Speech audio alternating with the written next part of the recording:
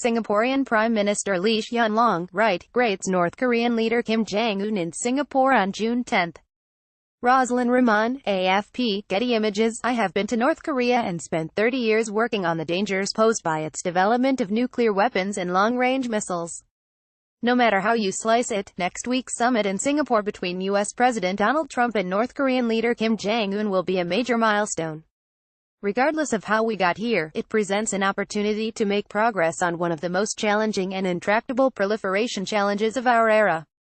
Over the past few months of on-again, off-again summit preparations, the most frequent question I have gotten is, what is the best thing that could happen, and what is the worst thing that could happen?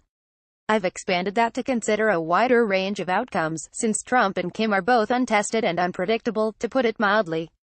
Best case scenario, real talks begin. Despite the ridiculously high expectations that have risen ahead of the summit, the best outcome Trump and Kim could achieve at the hastily arranged meeting is to agree that the end goal for this new process is the full and verified elimination of nuclear weapons from the Korean peninsula, along with diplomatic and political normalization between the United States and North Korea.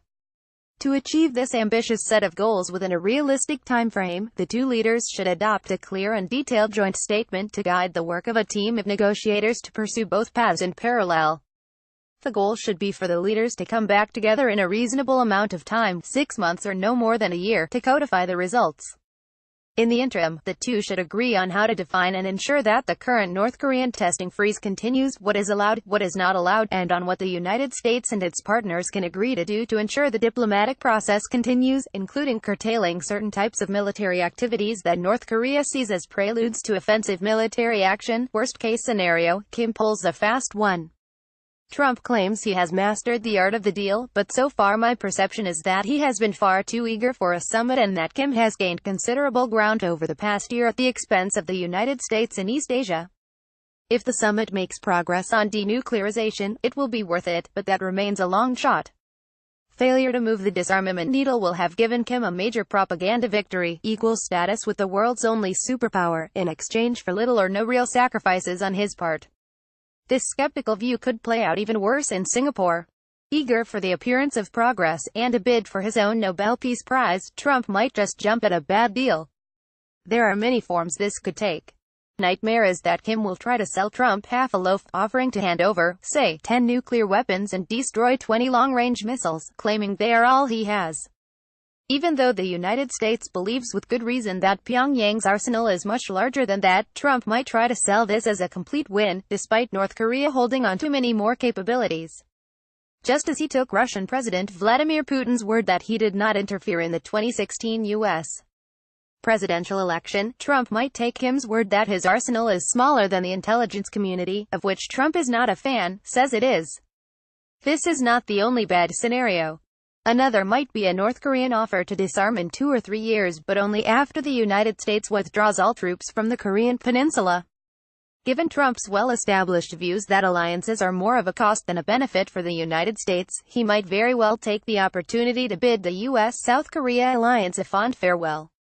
Once committed to withdrawal, the United States would find it hard to reverse, and North Korea would have gained considerable leverage over the pace of nuclear disarmament, if indeed it ever gets there. The unicorn deal. Beyond the best and worst cases, there are other possibilities. In one scenario, the United States pursues the idea that North Korea could and should immediately disarm it or just after the summit. Represented in the form of U.S. National Security Advisor John Bolton's Libya model, the idea that North Korea should ship all of its nuclear weapons to an airport to be shipped abroad, and rapidly destroy all of its ballistic missiles, is neither politically nor technically feasible. The number of nuclear weapons and amount of nuclear material North Korea has produced will take months, if not years, to determine and verify. No one could or should take North Korea's word. The details and intrusive access needed to confirm North Korean claims will take thousands of hours to achieve, and it will be years before the United States gains confidence in them. This has always been more than just a fantasy, rather, it is a proposal designed to sabotage the prospect of real progress toward disarmament in North Korea. This possibility, sadly, remains all too possible. Thinking back to Trump's disastrous phone call with Australian Prime Minister Malcolm Turnbull in January 2017, it is clear that when tired or unprepared, Trump can not only veer off script but become openly hostile. Singapore is almost a full day of flying time away from Washington. Even on Air Force One, that takes a toll. If Kim offends Trump or pulls a bait-and-switch, or if Trump finds that one of his own advisors or South Korean President Moon Jae-in has misled him, things could turn nasty. He is not far removed from fire and fury in comparing nuclear buttons with North Korea and clearly feels he has the upper hand. If things turn out poorly, the summit could derail quickly, with disastrous effect. While both leaders have an incentive for the summit to go well, Trump has displayed a lack of personal control time and time again, and Kim, having appeared as the more reasonable actor over the last 6 months, may have an incentive to goad Trump into a hostile display to further bolster his perceived position in South Korea as more reliable and less volatile than the U.S. president. In the end, no one, neither Trump nor Kim nor anyone reading this, knows what will happen in Singapore. Summits are usually capstone affairs, where agreements negotiated by staff are codified. Sometimes leaders have to get together to make things happen, and this may be one of those times. But there is always a risk when negotiations happen this way, and given the personalities involved, those risks seem very real. We should all be hoping for real progress, and if they achieve it, Trump, Moon, and Kim will deserve real credit. But you'll excuse me if I reserve judgment until after the summit. John Wolfsthal is director of the Nuclear Crisis Group.